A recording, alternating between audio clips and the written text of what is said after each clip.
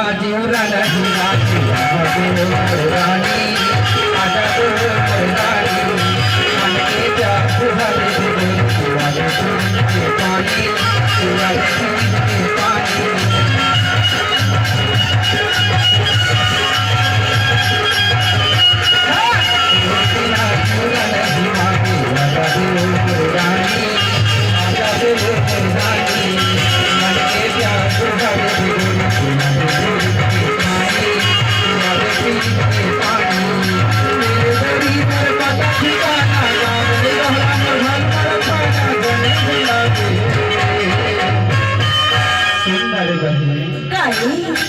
भुलाते हो?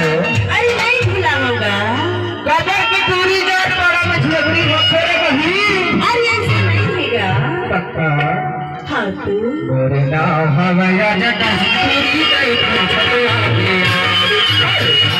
गया।